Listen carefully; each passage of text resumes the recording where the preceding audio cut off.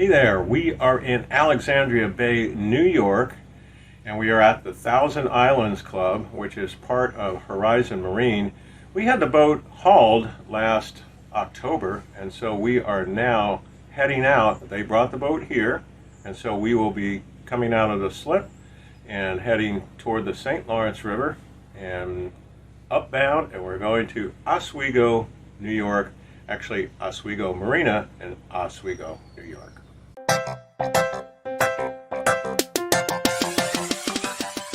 When Sam starts the engines, I always look and see what's happening just as a safety thing. Well, this time I saw something I had never seen before. A dead beaver came out.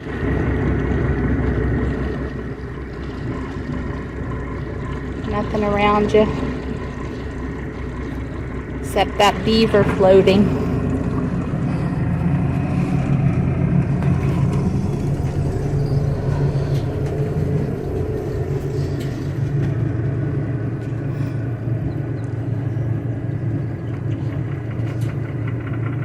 How's it feel?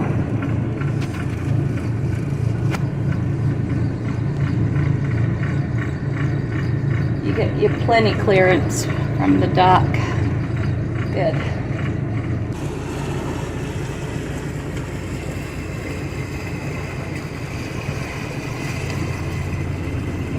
So beautiful here. So heading out of the Thousand Islands Club, Navionics had me planned on a strange route, and I also got some information from local captains that were here as the right way to go. So that's something that you really want to look at on your auto routing if you're using Navionics. The other thing is that we were going to try to go to Bolt Castle, but there were too many ups and downs about going there, so we just decided to skip it. We are going down the St. Lawrence River, or are we going up? It's been very confusing here, but you see that green bridge up ahead? That's the one we came through to get to Alexandria Bay. This morning, we could not have asked for better weather or water conditions. It is just stunningly beautiful out here. Got up early so we could get a jump on the day because we have a pretty long day ahead of us traveling from Alexandria Bay all the way over to Oswego. But I mean, not bad view for a long cruise. Let's hope it stays great like this.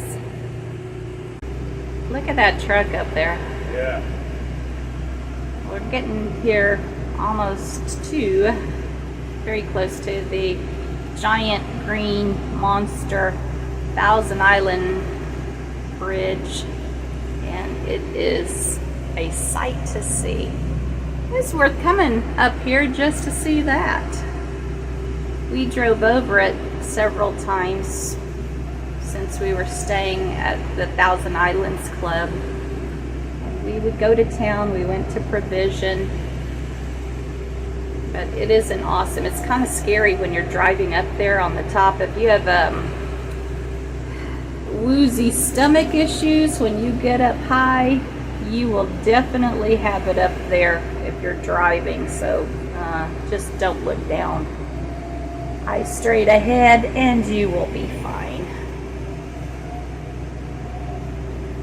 There is a toll to get from the land over to Wellesley Island, and it's $3.25 US to cross the bridge. There's not a fee if you go back the other way back to Alexandria Bay, but that's how they pay for it, and they're still paying for it. Early in the morning, so there's a lot of glare from the windows. It's still impressive.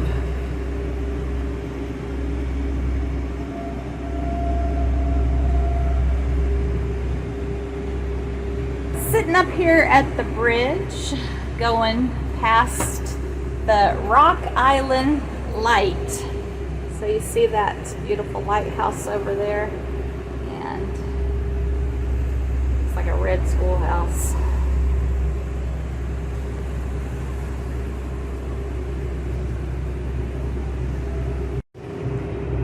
As we make our way on the St. Lawrence River, you know, you don't even have to watch this video. Just go back to our last video and watch it in reverse, because we're going to be passing all the places we stopped at. The first one we're coming to here is Clayton. Over there on the left is that giant hotel, and then the city marina right in front, where we stayed on trip a couple trips ago, I guess 143, something like that. So our trip to Clayton, New York. A wonderful stay. So if you get the chance, check out Clayton. Well, we are still rolling along on the St. Lawrence, coming up to Cape Vincent. Over on the right side here, there is a field of windmills, tons of windmills, and they are all stopped. So what does that mean, Captain?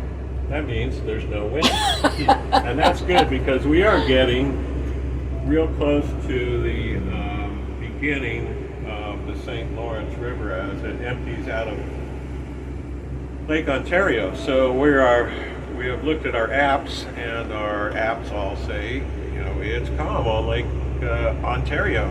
So once we get past Cape Vincent, a couple miles past that, we'll be able to go a little bit faster. There is a speed limit on the St. Lawrence River. I guess I saw that on Navionics. So we are respecting that and moving along here within the speed limit. But hopefully we'll have a nice crossing here. We'll put the boat up on plane and estimating getting in there around noon. We are directly abeam Cape Vincent. Really neat little town. We stayed there. The weather was bad in one of our videos, and as you're looking out there, you see a wall. That's a seawall to kind of protect the town from there. You'll see a pointed building with a kind of a green roof on it. That's the fisheries building. It's an old building, but they do research there, and that's where we tied up. They let us tie up there for free.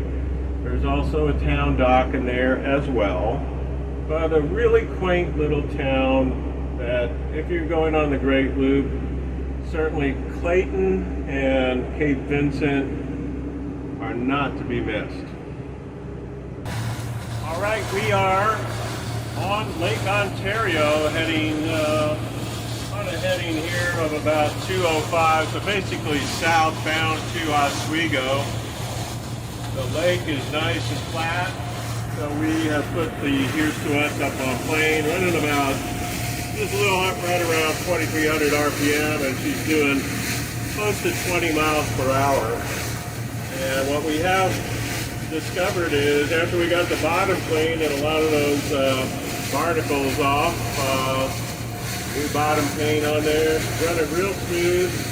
You can really feel a difference with the new seals on the struts, and so we are loving it here. And so our arrival there should be around noon, because if we kept this speed, we'd be there at 11:30. Yeah. But we will obviously have to slow her down as we get into the harbor.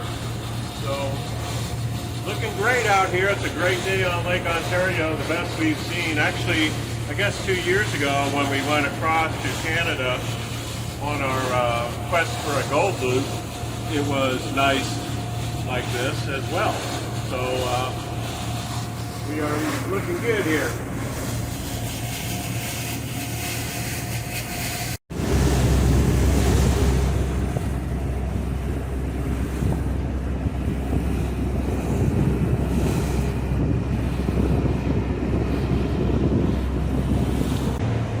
We are in the middle of Lake Ontario, about 162 feet of water below us, and about 22 miles away from Oswego, where we will fuel and dock for the night.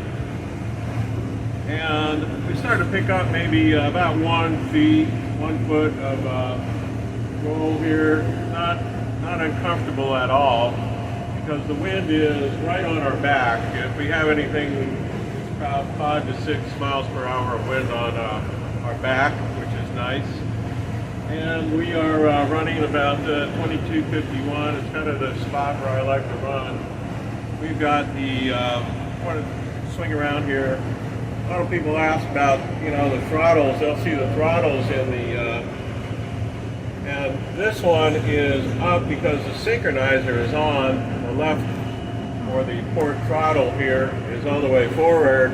And then this one controls both the starboard and the port engine RPM. And so they match up pretty good, so it kind of keeps you in.